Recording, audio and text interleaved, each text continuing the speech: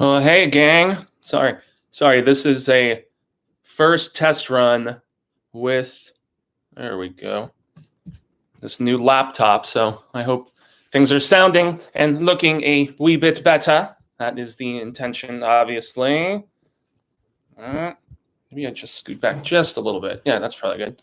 Okay, sweet. Just don't want to cut off the top of my head.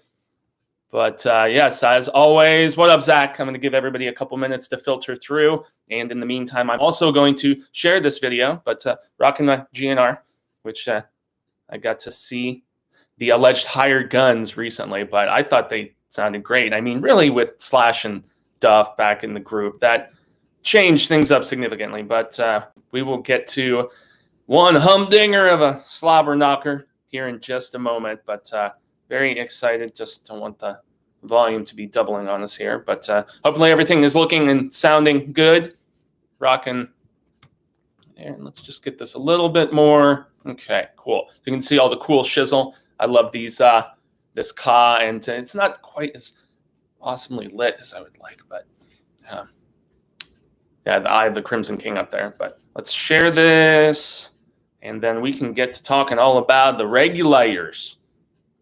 Because damn, it's this one is intensive, man. I gotta say, in that good possible way. So okay, get to the Hail the Stephen King Facebook group for just making sure whoever can tune in here on a Tuesday is able to. So hope everybody is having a most righteous. Well, it was a holiday weekend, so it was a little bit longer for some. So I hope they had a damn good time, regardless of what part of the country or world. Obviously, we get so many awesome worldwide peeps tuning into this. So, okay. Who else we got jumping through? Okay, Alex Cunningham says, hey, love SK. Sup, Jaime. What is going on? Que paso, Alex? Zach King says, the Slipknot Stephen King flag is awesome. Yeah, that was actually, I got to give credit to Andrew Mercer. He was kind enough to bestow it upon me at the recent Mad Monster that we covered. So that was a lot of fun. Rotted Review says, this was one of my first Stephen King books. Love it. Haven't read it in a hot minute, though. Yeah, this is a second read for me. So we will get into that here momentarily. But yes, very excited for the palaver about this one because it is strange, man. But in like the best possible way, you know? So, okay. After some difficulties, we be live. Some tech stuff. Just always got to shout the word out. We be live. Yay, yay. Got to at least do 6 exclamation points for additional emphasis, right? So, okay. So that is up. That is gravy. And yeah, just get this off of the Wi-Fi. So hopefully everything will be going smooth and according. Richard Forrest jumping on. Hey, Fuego, what is going on? Rada Reviews also says, I still remember being freaked out for the description of the night sky. Yeah, very much so. And that, well, we will certainly get to it. There's definitely a very psychedelic aspect to this particular story. So very excited. And there's just so much stuff. It's like, where do I even position myself? I'm hoping this is the most centralized. I'm sure I will get some feedback, both positive and negative. But yeah, without further ado, I was hoping we'd at least get 10 peeps. And obviously, if you're watching, please like and just share the link out if you're watching this after the fact, because these do reside in the cyberspace after the fact on the YouTubies and whatnot. So, but yes, the support is greatly appreciated, and I am, thank you. And I see the likes going up at least a little bit, but yeah, I guess without further ado, we will just get this rocking, because I know it always takes at least a little bit of time for peeps to start filtering in. The dead zone, often overlooked. Amen to that, Carl. I definitely agree. What's everybody's favorite King book? Yeah, obviously, like, converse amongst yourselves. Let's have palaver as this is all transpiring. It's always a pleasure, always a ton of fun. And I know this particular time of day is a little rough, especially midweek. I think it was a little bit different on Saturdays when we were doing it like that. But yes, with the just specialization of the channel, growth, all that fun stuff. But yes, overlooked indeed. So overlooked. Okay, well, guys, let's just get it rock-a-locking, and hopefully I don't blow out your eardrums with this introduction here. So, long days and pleasant nights, fellow travelers along the path of the beam. I am known on this level of the tower as Jaime and Fuego, and if it please you, join me here for a bit of palaver on Hail to Woo! Stephen King. That's Reezy. Or in this case, hail to Richard Bachman, I guess, the alter ego of Sai King, his twinner, if you will. And so, yes, this is, and obviously, welcome to the Horror Show. And very stoked to have you here for this discussion for the 25th anniversary of. So, King got really bold in September of 1996, September 24th, just a few days after his birthday, to be specific. And he decided to put out 2 books on the exact same day. And this is the interesting part. So, and since this is, I'm just going to let the cat out of the bag right away. Yes, this is the next book of the month for here in September. So Sai King put both of these out on the same day. And just don't want to cut the top of my head off. But as you can see, or maybe I'm doing it in the opposite direction, they connect and they form one big, cool thing. So Desperation, I mean, look at this. King put out all of this on the same damn day, man. Pretty insane. So when I first read both of these books during my journey of the entire just written work of Sai King in chronological order, I read Desperation first, and then I read The Regulators. And so for that reason, I think I definitely had more of a fondness for Desperation because it was the one that came first. And also, this is not going to be a spoiler discussion about Desperation. That's for next month. So I am going to stick my sights strictly, for the most part, on the Bachman book, the Regulators. And so I wanted to approach it the opposite this time because I didn't remember liking the Regulators as much. And I think it's because the one thing that is relatively common knowledge, I think, with a lot of constant readers is the fact that there are a lot of characters that are in both of these stories, but it's different versions of themselves. Some very, very similar, and then there's others that are drastically different. Also, Desperation taking place in Nevada, and this one, The Regulators, taking place in Ohio. When has Sai King ever written anything in Ohio? I guess, I'm having a brain fart. But it's a completely different setting than is typical for Sai King. I mean, I guess, the Midwest for, Hodges and that stuff. And but Outsider, I'm trying to remember where in the Midwest that took place, but inconsequential. So it's not like the regular stomping grounds of Maine that we typically see King in. So different setting, and he describes it with like a different sort of affinity, I guess, and he does alter his approach a little bit with the Bachman stuff, and yet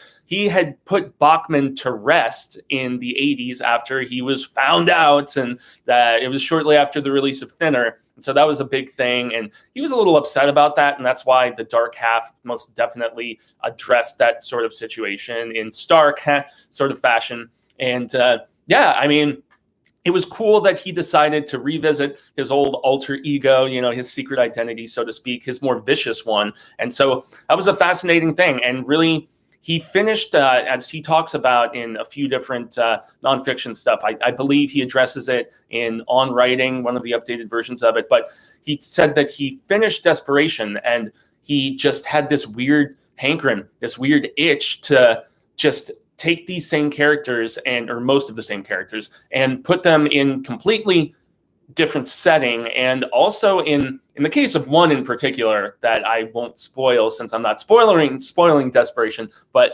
one character is drastically different. And that's it's interesting. But then again, remember, there's other worlds than these. And this is a different level of the tower compared to Desperation. And so you have a character like Cynthia and a character like Steve and, Adrian, I'm trying to remember his name, but in any event, Collie, you have these characters in both stories, but completely different. And so once again, we're going to be sticking specifically to the Regulators. So try not to spoil differences in the live chat and stuff. It would be greatly appreciated, but this is a spoilers discussion about the Regulators, and so I'm not going to be going into drastic differences. I'm going to be sticking strictly to this one, but I'm not going to be holding back about impressions, about stuff that happens as the story very viciously moves its way forward, within its narrative. And so very excited for this palaver, everybody. I'm going to just briefly check the chat to see who else has jumped on.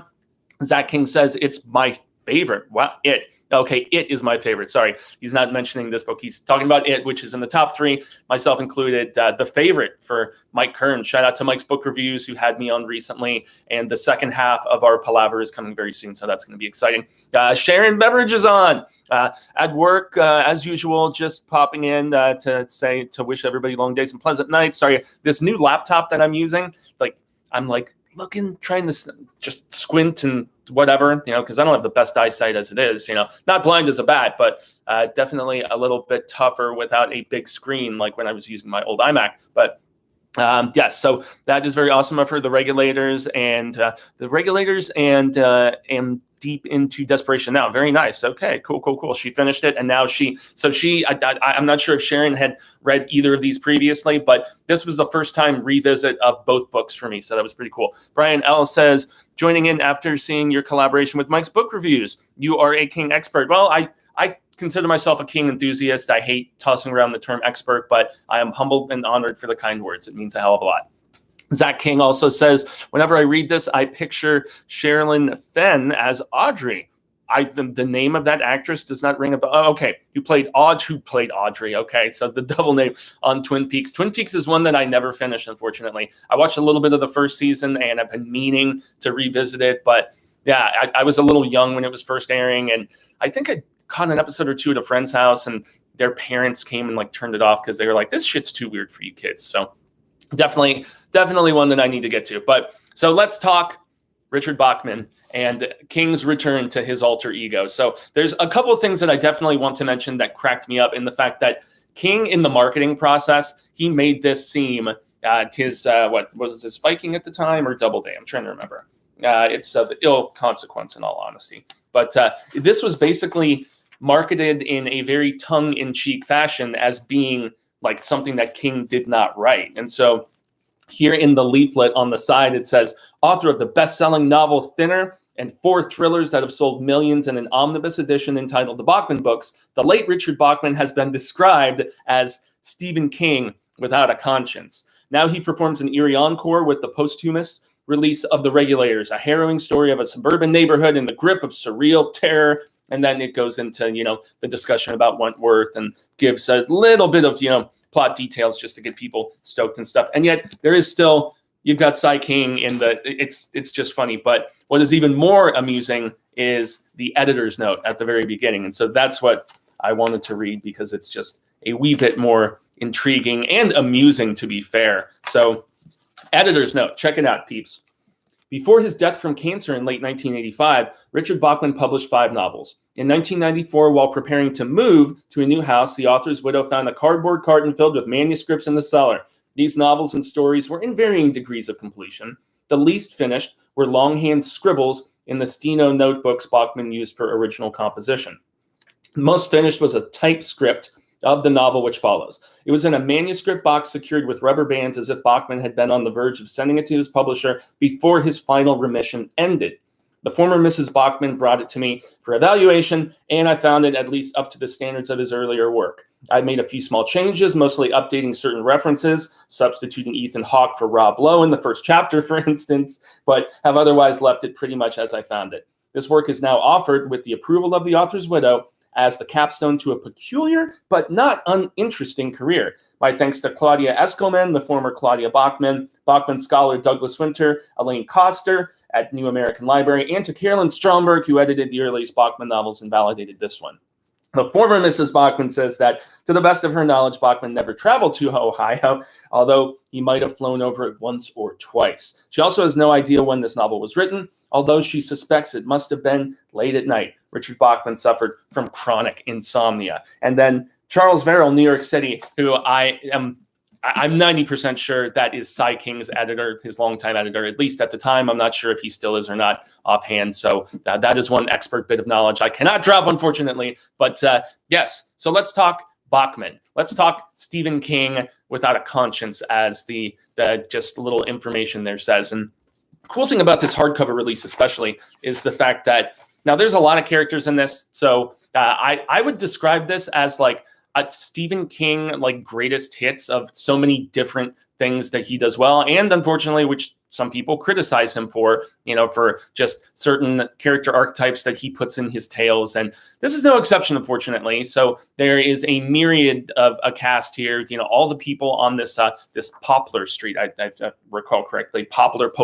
I don't know. I always read and then listen later on in the month just to have two different perspectives. Read it yourself and then have somebody else read it to you. As everybody knows, King is a big proponent of audiobooks. And so that's a big thing. But in the hardcover, and I doubt this is reprinted in the paperbacks, but it's so helpful that you have this map. And it's a map of all of the different houses of the major characters who populate this story. And so it is helpful in keeping, like the certain people that are of the more minor variety, especially just kind of trying to keep everybody in tow. And so if I don't remember a specific character's name, for instance, obviously Steve and Cynthia, and, are big time peeps and whatnot, but Etrigian, I've never known the proper pronunciation. Etrigian, I don't know. But long story short, yes, those are three of the more main characters that you will recognize from Desperation, but there's lots of others. And so if I refer to somebody as the retired vet, the retired veterinarian, I should be specific because there is a vet in this too, in the character of Johnny the writer. So not to get that confused, but yeah, there's a very interesting cast of characters in this, but as sometimes something like Under the Dome, in my estimation, and once again, art is subjective, not all of King's, just large casts of characters are equally as interesting. And so, yes, everybody has like a distinctiveness to them, but there is also that nice essence of familiarity. So just to keep that in mind. But yeah, so the tale starts out with a almost serene setting, and it's July, shortly after the 4th, and you've got just this very rich and yet in some senses cynical description of just a summer day in the heart of the United States, good old US of A, man. And he just describes everything with such a richness, but then also like an amusing sort of, snark, as I said. And he goes like person to person, giving just the tiniest bit of information about the fact that, yeah, you've got this, dude out in a banana hammock practically just, washing his car. And then you've got the alcoholic guy who's getting his grill all set up and, his wife is up there showering and they don't have like the most loving marriage, but it's still, that's what you would probably expect in suburbia, right? And then you've also got this kind of disgruntled police officer who is a character who if you've read Desperation, you know that he's a little bit different here. And then you're also introduced to this traveler in, the Steve character, this long hair, as he is described as by some of the other people. So Steve is really the only like just foreigner in this situation, aside from when we start to get the essence of evil that is within this. But yeah, so you get the description of all these different peeps in suburbia, and you think everything is serene, it's all tranquil, it's all I don't know, apple pie and all that different just the essence of Americana, and just a little bit of darkness in the underbelly, as you will always have in these sort of just smaller Midwestern suburban. I guess they're not quite towns, but they're not quite cities. That's why they have that little in the middle classification. But yeah, you are definitely deliberately thrown off in the fact that this kid is riding around and he's thinking about girls. He is thinking about if he can be a starting pitcher. He is the epitome of just the, I don't know, doe-eyed and my whole life is ahead of me adolescent. And then a van drives up with like a little spinning, like antenna and like satellite dish of sorts up on top. And kid gets brutally gunned down. And yes, I do often criticize King with the deliberate foreshadowing that he does, and he does it in this, and he's been guilty of it in various other stories. I don't always appreciate it because I do like the sense of just surprise at times, but he basically says, yeah, this kid is going to die a virgin, and he's never going to be that starting pitcher. And so, yes, he foreshadows his death like right there before he gets just blasted. And it's brutal, and it really just sets the tone for the fact that, yeah, this is King without a conscience. This is King being just a little bit more degaffed. And so that's definitely a thing. And that's where it just gets roaring and rolling. And it's just man, it incorporates so many of those things that King does very well, but in that it's, as I said, it's basically the King greatest hits, so many of his strengths cranked up to 11. It really, truly is. And the brutality just rolls from there. A dog gets shot up, and then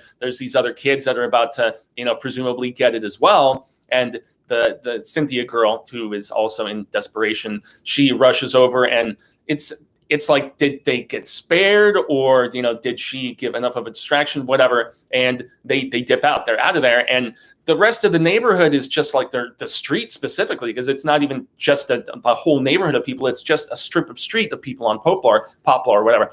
And it just kind of, they're like, was that gunshots? Like, what the hell happened? Are people still popping off fireworks, even though the 4th was, just like, days ago? And so it just really turns into a just badass bloodbath of sorts from there, in the first act at least. And as often happens with King, you have just a mid-act that kind of gets a little bit slower, dare I say, but that's another bit where it kind of turns into a bit of a bunker story, because all those who survive the initial rampage, where multiple people get just shot up and whatnot, including King really likes writing about infidelity, and there's this character named Peter Jackson in this, and he's a scholarly dude who is a professor at one of the nearby colleges or universities or something like that. But just every time I read the name Peter Jackson, because this is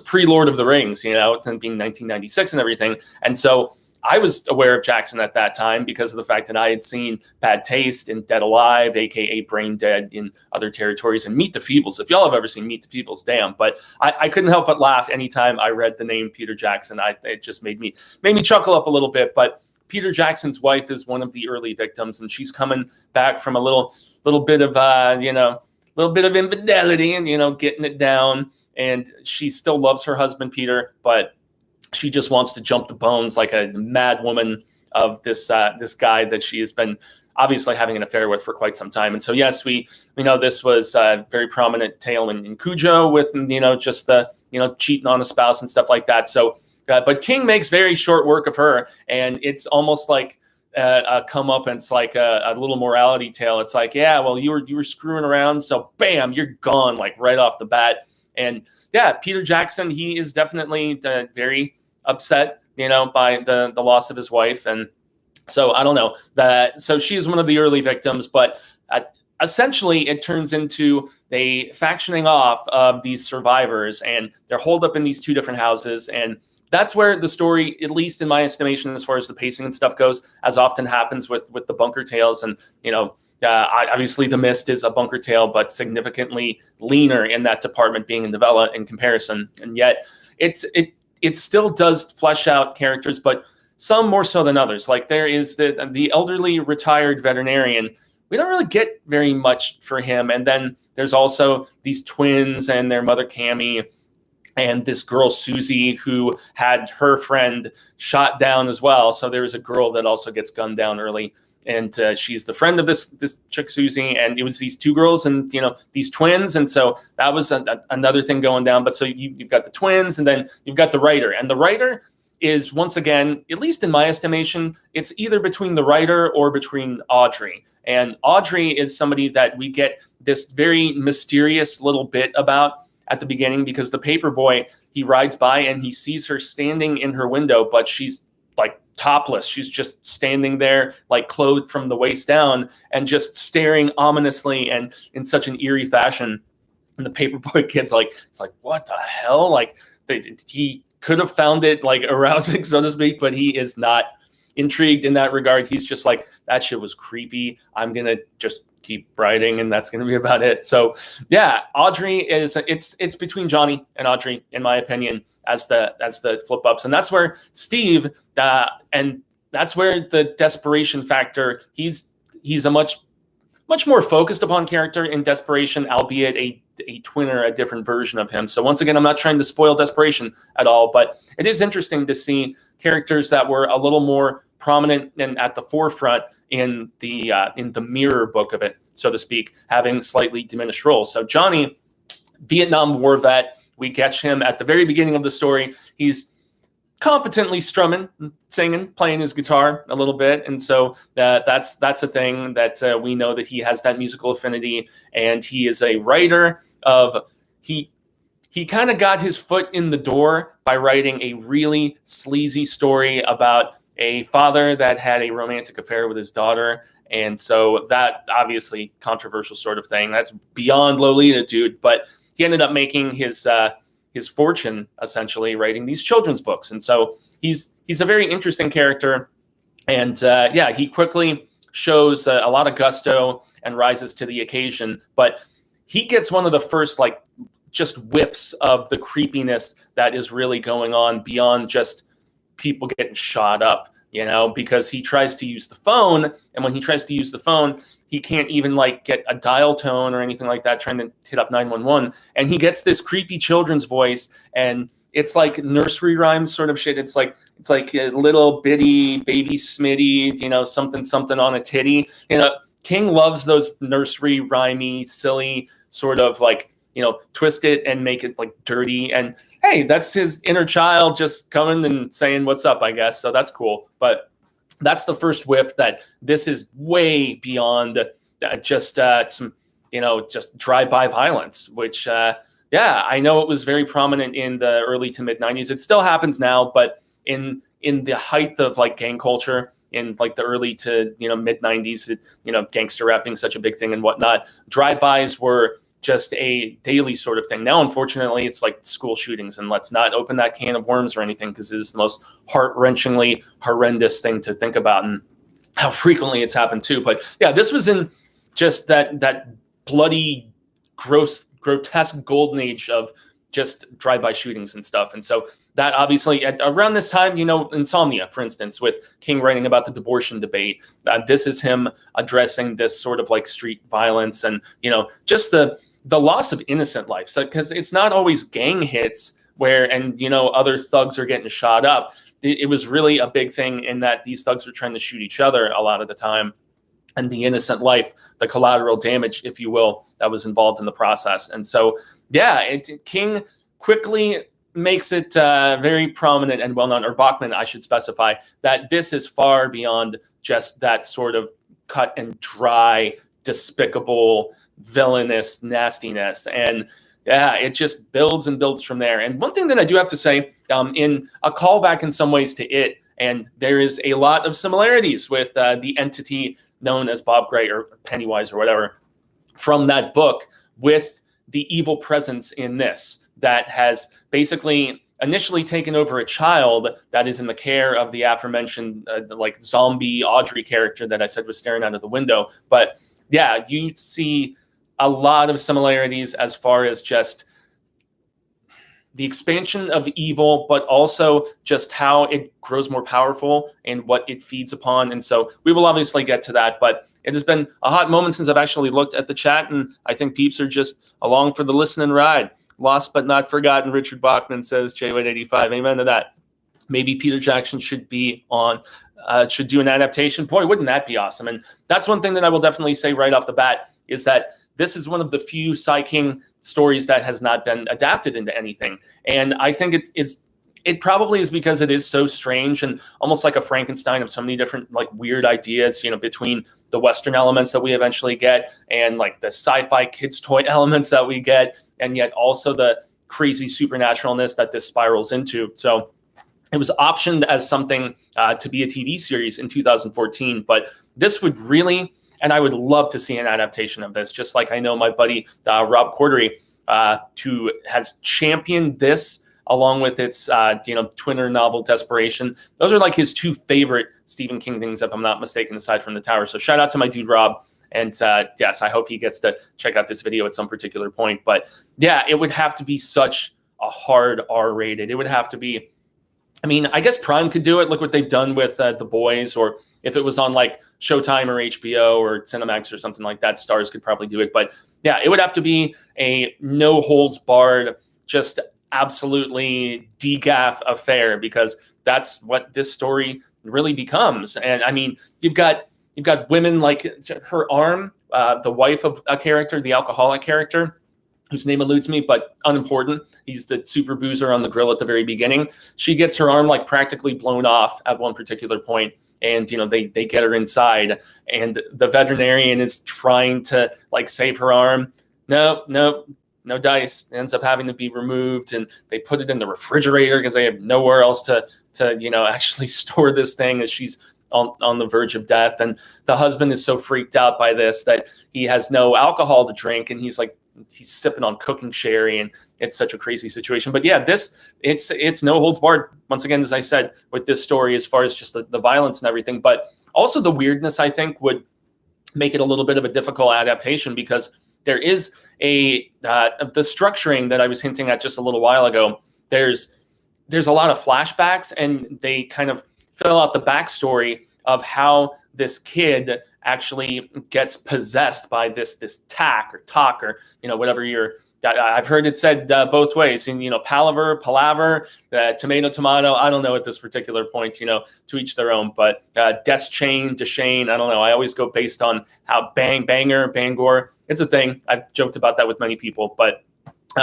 just how this kid actually gets almost called by this presence when he's on a family vacation. And it's this young boy by the name of Seth. And he's an autistic kid, but he is definitely an autistic kid that's got a little bit the shine, the touch. I mean, King, you got the touch. He's had so many young kids with gifts, and that's another kind of King trope. But he does a very interesting thing in this, and the fact that the kid is full on possessed, as opposed to, and I know he's done that before too, but yeah, the kid is called by this evil presence that is in this old mine in Nevada. And this is where you have I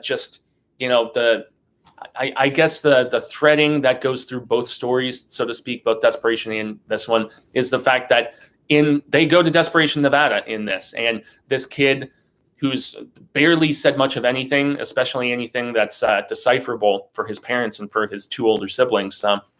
But yeah, he's called by this evil presence that basically, when they go into this mine where all of these Chinese immigrants who were working there got killed, when there was a cave-in, there is a much more ancient evil, something far bigger than just ghosts of dead miners. And so that's what this really boils down to. And there is a very interesting flashback journal entry by the guy who was actually running the mine at the time and gave them the whole tour, gave the family the whole look around and stuff.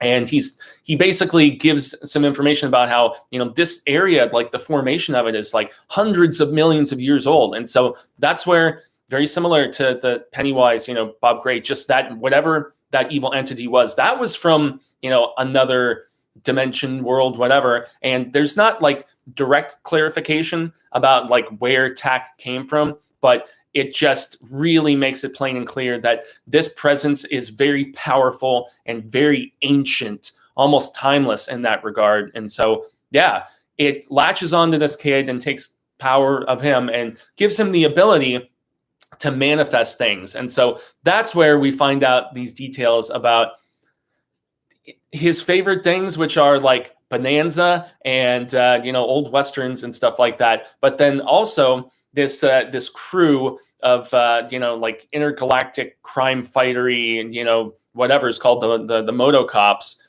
Those are his two favorite things, and so that's what he starts manifesting. And he does it on this initial family trip when the presence first like grips him, and then as Tack has grown more powerful and seeped energy from others in the vicinity, not just the kid.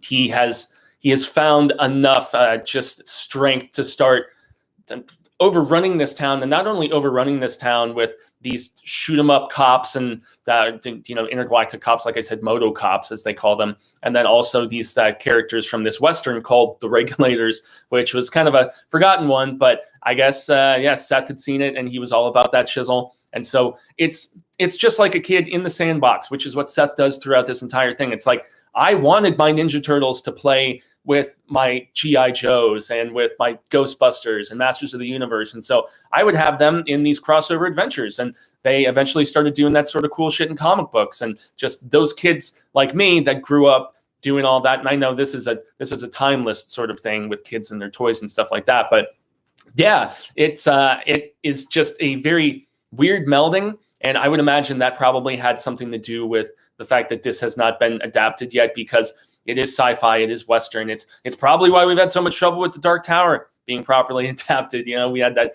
horrible film, and then since then, it's just been, even before the film came out, hurdle after hurdle. So King is definitely fond, as you can tell with this story, of taking so many different despondent elements from once again, like I said, you've got horror, you've got Western, you've got sci-fi, you've got so many different things going down in this. And so let's see, since I've been ranting and rambling and doing all that stuff for a hot minute, I'm seeing if anybody else has chimed in with anything. Zach King, he says, I heard King pronounced it tack. Yeah, so that's what I got. That's what I go with. Yeah, well, that's how I say it as well. T-A-K in this case. But yeah, just like a thumbtack. That's what I always thought. But yeah, so despite being overrun and getting shot up by a combination of just evil Western outlaws, along with these crazy intergalactic, force of the law, the whole town starts changing. And this is where things start to get really psychedelic,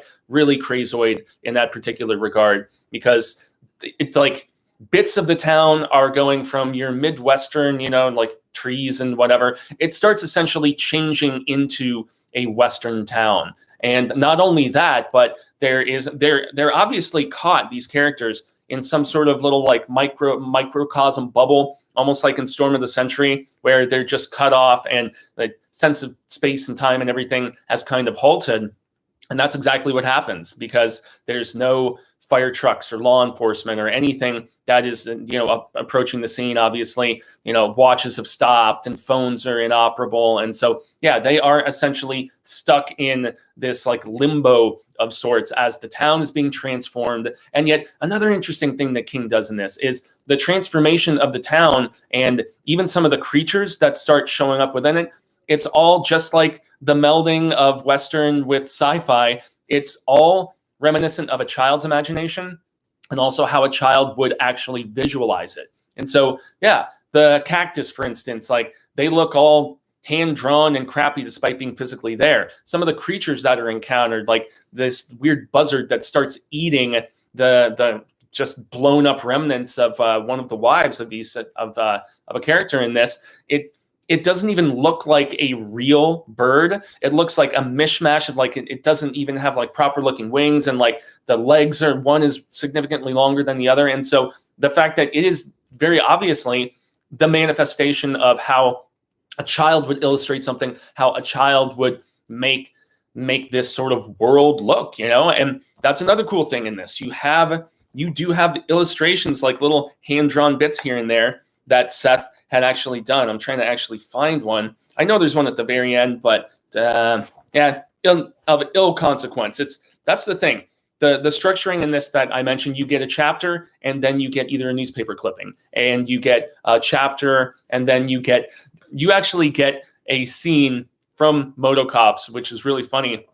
And also, even more amusing than that I wanted to make mention of, is that there is a name drop that cracked me up. The script that you get the excerpt of for Moto Cops, and it's from this big pivotal episode where the bad guys have to team up with the good guys, and it's like they're doing it for the fact that there is a much more formidable force than, so they're like, yeah, we'll put our squabbles aside and we'll fight this crazy alien force that's coming, as opposed to just going after each other constantly. But the script was written by Alan Smithy, and that just cracked me up because of the fact that Alan Smithy it's basically like a ghostwriter name, that when somebody writes a script and they don't want their name on it, they put down Alan Smithy. So they're like, yeah, I'll take the paycheck, man, but I don't know if I want to be credited. I don't know if I want this on my IMDb, so to speak. So I thought that was amusing, in the fact that, yeah, it's obviously it's a kid's morning cartoon, something, I mean, somewhere between the, like, I don't know, GoBot Transformers with, G.I. Joe, or, King references Mighty Morphin Power Rangers. So perhaps that's like one of the closest things that you would describe it as. But the fact that they're like rolling around in these vans, and I mean, collect them all. I guess I can see some of the appeal, having been a big collector of toys and stuff as a kid. And I mean, you guys see like the pop stuff behind me, so that's obviously a thing. But yeah, I like that narrative structure. I like the fact that we get, just catching up with the just forward narrative of the characters, but then we just continue getting those little nuggets that are explaining not only how the kid actually, became possessed and, his family ends up getting killed because Tak, one of the first things that he did is on this family trip, he had the kid manifest. And this is a gifted kid, too, as I mentioned. He had the kid manifest one of those motocops, and they went and shot up his family. And so then he gets in the care of Audrey, his aunt, and he slowly gains that power. And Seth is fighting it the entire time, which is intriguing as well. But yeah, it's so layered. It's so dense and so dope in that regard. And I just really like that structure. I see there's actual people talking for the first time in a minute, so let's check it out. What's up, man? The Regulators has always been one of his lesser novels, in my opinion, but I still enjoy it because of how wild it is. Yeah, it is batshit bonkers, dude. It really totally is. And Michael Alma jumps on and says, my favorite King book. Never read such an original story like The Regulators, and it's very fast-paced, a real roller coaster ride.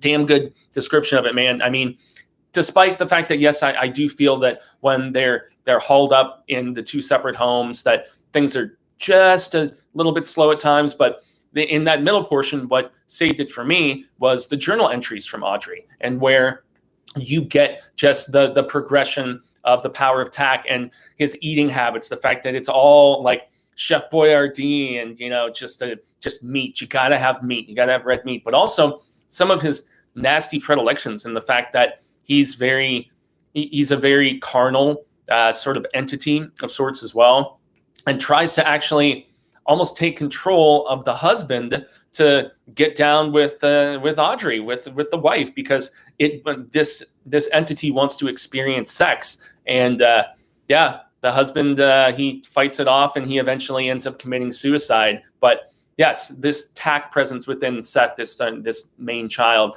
it's draining all kinds of people around, and also able to take control of a few of them, in the fact that the bunker mentality manifests itself in the fact that when they find out that they are trapped and that the town is changing, they have issues processing it. And people tend to get stir crazy in stories of this nature when that transpires, and they're turning on each other. They're second guessing certain things. And it's really, it's intriguing as a character study, even though that's, it's a tried and true sort of thing. I think it's a human nature sort of situation in that regard. And so for that reason, it's not shocking at all that, characters are like, no, I'm going out, I'm not staying here. And some of them get nastily messed up and it's the two twins about it, like at the beginning of the third act, I think, that really just, I didn't like them as characters to begin with. And so when they go out with Johnny and they see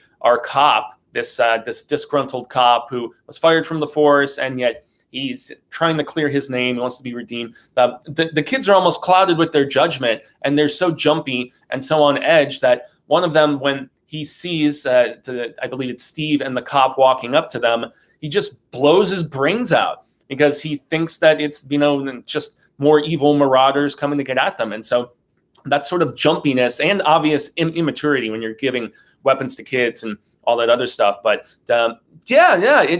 it continues rolling, and it just continues killing characters. And I guess that is typical of King. I mean, you have to kind of, weed out some of these lesser players and to a degree. But it just keeps on going. It keeps on getting more psychedelically crazy, from like the red tinge and the sky that comes that as the transformation is continuing. And I mean, there's parts of the town that are burning after a lightning strike. I mean, he just keeps rolling. He just keeps going. And so to Alma's point, that was most definitely one of the most thrilling factors, that even when it does slow, at least in the middle, it doesn't for long. And the fact that this is like 400 and some change, so it is nowhere near as big of a paperweight as Desperation is. But also with the fact that you do have those journal entries and those different, newspaper clippings and about the family getting killed and things like that, it does actually save a lot of space that normally would be just,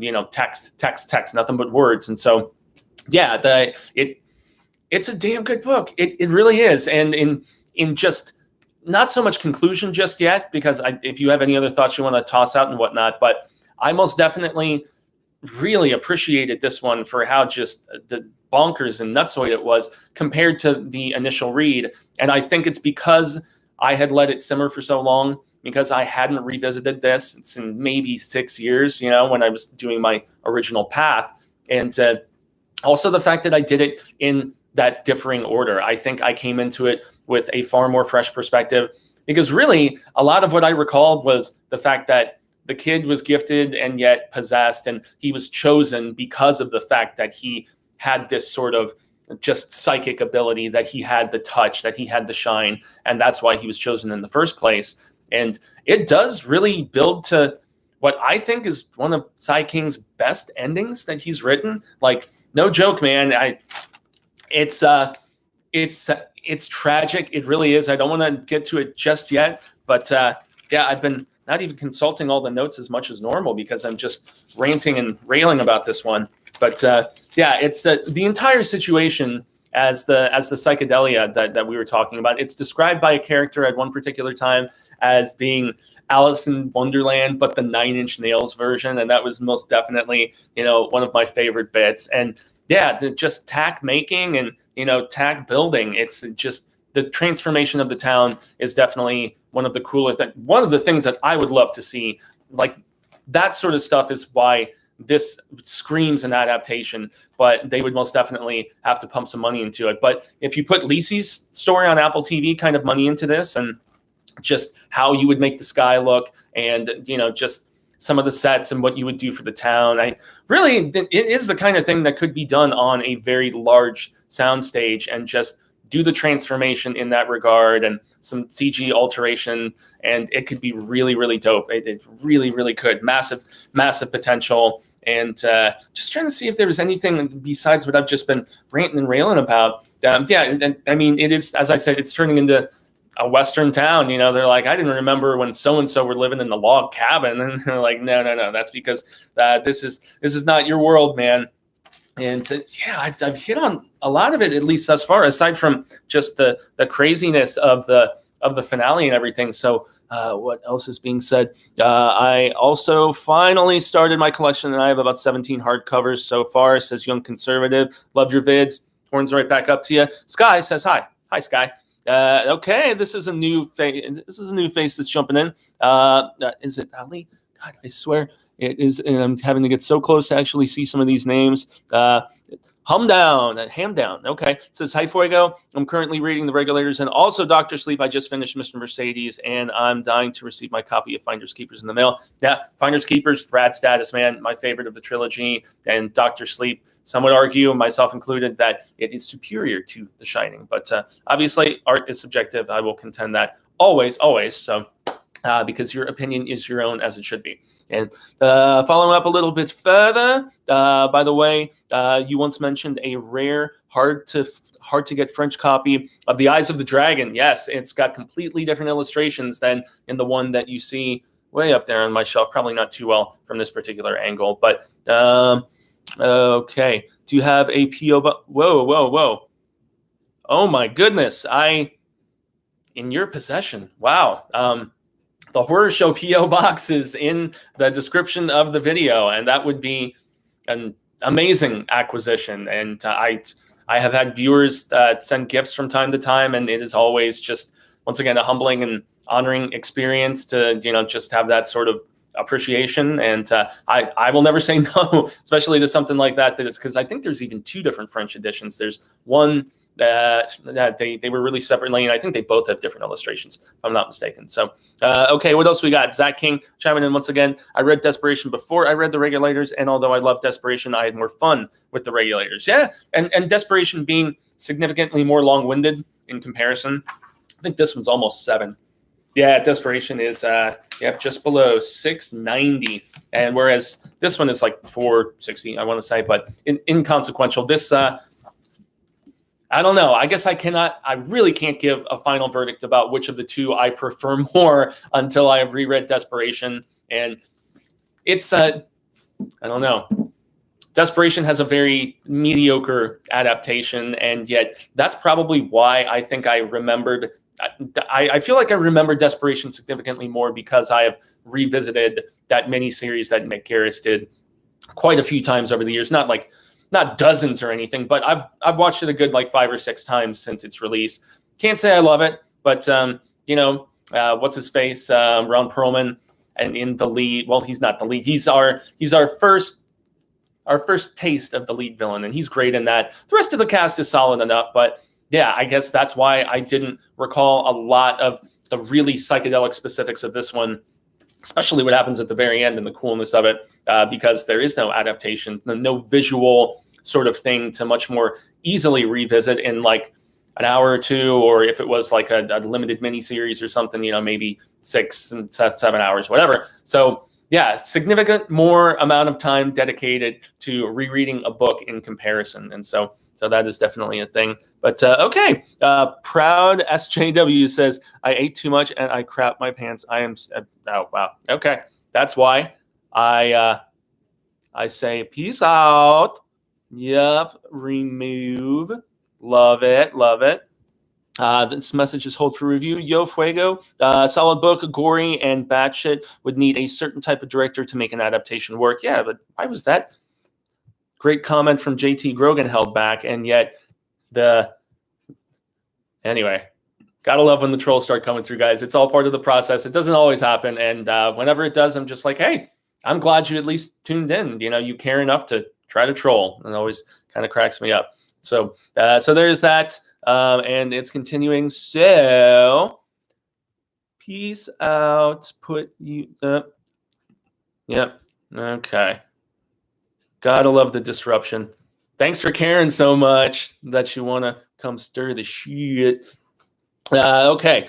Just like the Shining miniseries, the Desperation adaptation gets a pass because of Steven Weber. Exactly. Who plays Steve in that, which is great. So, yeah, I mean, at the end of the day, the end of this book is one of King's best, in my opinion. They say that he has so much trouble sticking the landing, so to speak, and yet I feel like this is one of his solid and most prolific and most satisfying, really, because you have the big confrontation with all of them finally, and there's some exposition where characters are all just kind of realizing, like everybody else besides Audrey. Audrey has known, as she's been under the power of Seth/Tack, that there was some serious shizzle that was going down and was going to be going down. She felt the power building and brewing. And so when she finally works up a scheme to actually get out of the home, which is funny to me because, yes, besides Chef Boyardee and all of the just meats and stuff that the kid is constantly eating, pretty much the same thing, like ground beef all the goddamn time,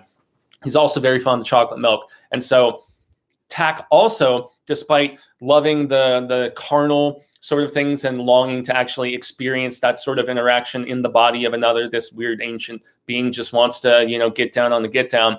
It also is revolted by crapping and barfing and just any sort of bodily just expulsion, so to speak, and excrement being the absolute worst. And so the presence goes away, or at least recesses when Seth has to take a number 2. And so she puts a bunch of laxative in the chocolate milk, and Tack, leaves the kid while the kid goes to the restroom. And that allows her kind of to make her escape and to keep him significantly subdued for a period of time. I mean, have you seen the scene in Dumb and Dumber where, Lloyd puts in Harry's stuff, and Jeff Daniels gives one of the best physical comedic performances ever in that bathroom scene? My father still contends it's the funniest bit ever put to film. It's arguable, I guess. I'm sure people who are not down with toilet humor may think differently. But yeah, so Tack and Tack/Seth are just subdued for a moment. And as Audrey meets back up with the surviving members of this block, essentially, they're like, okay, we're going to go and just confront, and we're going to see what we can do. But Cammie, the mother of one of her one of her twin sons who basically went nuts and killed himself after accidentally shooting the officer in the third act. She gets it upon herself through a little bit of control of Tak as well, that she wants to go and shoot this kid. And she's like, no, we're not going to try to save the kid. We're going to shoot the kid. And that essentially becomes like a major crux of our final confrontation with Johnny, our writer, and Audrey going to Audrey's home with Tak/Seth subdued. And they're going to try to save him. And yet this woman who has gone super Looney Tune has a weapon, and she plans to kill the kid. She kills the kid. Yeah, I genuinely could not remember if Seth survived or not, because it's been so many years since I had read this. And she blasts his brains out. And the shot also after the brains and skull fragments and all that stuff, since Audrey was holding the kid in her arms, the bullet also goes through her breast. And so both of them end up dying. So the aunt and her nephew, they're both dead in this tragic fashion. And they didn't think that Tak could necessarily jump into another being, but turns out it could. And it jumps into the Cammy character, I believe her name was, the distraught mother whose son killed himself. And that's when you also get the revelation that Tak has to have a certain sort of vessel to actually not destroy it and to remain contained and actually have the ability to act as a full-on puppet master in that regard. And what happens with Cammy is super dope, because Tak is too much power for her to handle, and her head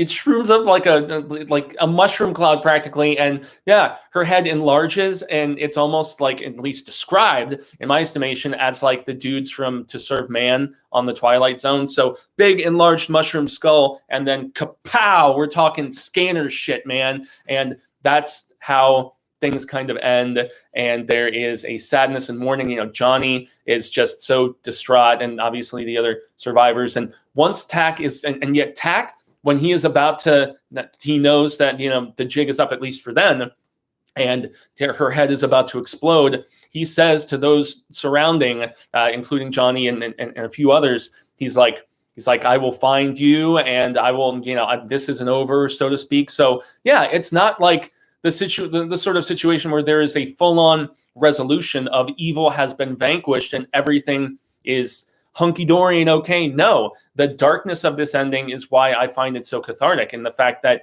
yes, the kid could not be saved, and the woman who was trying so desperately, his aunt, unsuccessful. And so they're both killed. And yet in the process, it's almost like, it's not quite to the degree of like, Leland at the end of Needful Things, where he just like rides off or whatever. But yeah, evil has been temporarily vanquished. It's almost like, yeah, when the kids, beat Pennywise the first time, but you kind of just got that vibe that there's more to come. And I would love to see more with this presence known as Tak, that has that sort of DNA similar to Pennywise, similar to Dandelo in Dark Tower 7, if anybody catches that reference and knows what I'm referring to. So just this vampiric feeding on fear and on just like mental energy and things of that nature. So it's a dark ending for sure. And yet with Tak, gone from the area, at least, that's where finally, the clouds are lifted and the town is back to normal, essentially. Law enforcement finally shows up. And yet in the span of so much having transpired, it's just like a psychedelic trip in that regard. And the fact that anytime I chewed on, some Locos Hongos, some Mushis, I felt like so much more time had actually passed than what actually had. Your perception of time is completely warped. And they're like, yeah, it's like 5 o'clock and 5 something. So such a small fragment of time had actually transpired with everything that went down, from the transformation of the town to all of the death to being overrun. And so, yeah, the clouds are lifted and things are kind of back to normal, but there's still, the door is left ajar for the return of evil, not necessarily there in that Ohio suburb, but somewhere else. And so this is where it gets very intriguingly debatable, and where I have to I have to go and look really quick at what everybody else says before I get to my last little interesting thoughts right there. So Young Conservative says, I know this is off topic, but I'm currently reading Dolores Claiborne, and it's amazing so far. And also is the Hail to Stephen King Facebook group in the description. I'd like to join. Easiest way is just to search for Hail to Stephen King on Facebook in the groups. It's easy to find. It pops up, quite quickly, if I'm not mistaken. And so I'm the sole admin and moderator on there. And great palaver amongst the throngs there. And Dolores Claiborne is dope, as I will double down on, because the structuring of that one and the fact that it's just one, walkthrough narrative. It's like the audiobook for that one is so rad because it's basically like somebody hit the tape that she's giving her confession on, and you're just listening to the tape recording of the entire situation. The fact that she tells the whole story, it's great. It's great. But okay, so I've got Peter Rivera says, I just finished The Girl Who Loved Tom Gordon and Dr. Sleep, which I absolutely loved, and now I'm reading Mr. Mercedes second time and Bag of Bones. Girl Who Loved Tom Gordon, they're supposed to be finally adapting it, and I cannot wait. And what have we said about Dr. Sleep? Come on, it's so damn good. JT Grogan also says, Young Conservatives, search for the group on Facebook. I think it's open to join. Yeah, it's open to join. Yes, over 1,000 strong and lots of terrific palaver there. Punk One Attitude says, probably the most Looney Tunes SK book I've ever read. Great job, Fuego. Gracias, I appreciate it, man. Yeah, this is definitely King. As I was listening to some of the audiobook with Lady Catherine, my special lady, and then she was like, this is like, was King on drugs when he wrote this? And I'm like, no, at this point, King had been sober for almost a decade, allegedly. And she's just like, nah, man, he was blazing, or he was doing something to come up with this just absolutely just an insane sort of story. But yeah, allegedly we had a sober King when this was written. Hello from Switzerland. I greatly appreciate you stopping through. We have so very many different peeps from all across the globe, south of the border here in the States, across the pond. It's always a pleasure and an honor to have y'all make an appearance. Tiki Ball says, Fuego! What's up, Tiki? And then Hamas Islam says, don't get vaccinated. Okay, and we've got more. Tell me more. Okay, and then one more. Have you ever listened to The Regulator by Clutch? I'm familiar with Clutch to a degree, but no, I cannot say that I have. But if the song gets your stamp of approval, I am most definitely a self-admitted rocker in that regard. So Ireland here. Hells yes, Carl. From one Irishman here. The alter ego is Callahan, so that just says enough about me. But yeah. So now to the last bit, which is there's an epilogue to this. And it is a haunting and yet intriguing one. And it's really for the big fans of the multiverse. I'm no troll. Okay. But that doesn't, you're getting silence now because of the fact that, yeah. You're talking about stuff that has nothing to do with Sai King, dude. So regardless of your thoughts about anything aside from these books, this isn't a forum for that. And I hate having to address that sort of thing. But so the epilogue is really for the fans of the multiverse more so than anything else. And once again, shout out to Mike Kearns. If you guys have not subscribed to Mike's book reviews, he does some terrific coverage of Sai King. Now, that's not it's not all that he does. He is a fantasy specialist, man. That is definitely where his knowledge is far beyond anything that I could ever imagine amassing. But yes, shout out to Mike once again. So if you want some additional information in like multiverse connections and stuff like that, he does a great job in his series Into the Multiverse. But so it's essentially a letter that is written in 1986, mind you, to a friend of this woman. And she directly mentions The Shining. She directly mentions the Overlook Hotel. So what all that I can gauge is that this is Keystone Earth, which is what in like Tower speak, it's essentially like our world, the one that we exist in, where Stephen King is a well-known author and yada, yada, yada. So she basically says that this hotel that she is staying at, it's nothing like the Overlook, which her friend that she is writing to is a big fan of The Shining and has read The Shining to tatters because of, so many different revisits and whatnot. But she says that there is a ghost story about this particular place she is staying, and it is a ghost story, and yet a rather recent one. She said, and as of the writing of when she was doing this, it's 1986. She's like, yeah, it's only been happening for about 4 years, but it's not just one ghost. They say it's two ghosts, and they say it's a mother and a son, like a younger boy, or so they assume it's a mother and whatnot. But this is where King basically spells out that this is Audrey and Seth, like big time, 100%, in the fact that, they're actually finding things. For instance, like his beloved toy, the name of the girl, Moto Cop, is eluding me, but it was Seth's favorite toy. And so there is, at this beautiful gazebo, there is a toy found, and there is also a drawing found, which is a drawing from Seth. And so it really just implies that, as we know, I would say there's other worlds than these. There's different turns of the wheel, all that jazz. And so this, all that you can really gauge and debate about, because this is just me purely theorizing, okay, is that after being killed, essentially, the fact that Seth was so strong with the touch, he was able to take their spirits, presumably, and put them on a different level of the tower. So he somehow was able to go from 1996 in his reality to, the early 80s in a different reality. And that's where just the fragments, their souls, their spirits, whatever you want to say, that's where they now reside. And so there is a sad sort of sweetness to it. It's very melancholy, but as the character at the very end says, because she actually sends the Motocop action figure and the drawing, as you see right there, she sends both of those to her friend, and she's like, yes, save the picture for me, okay? I want to keep it. Hoax or not, I think there's love in it, in a sense almost of coming home.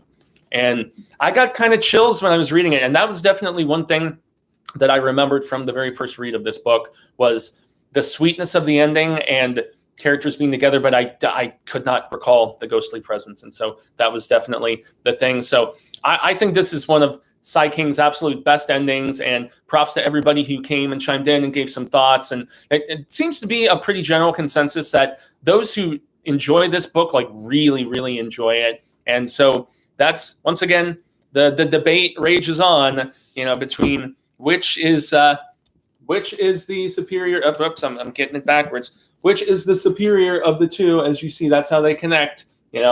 I think they're both distinctively different. They're twinner novels, okay? And so I really look forward to Desperation being the book of the month next month.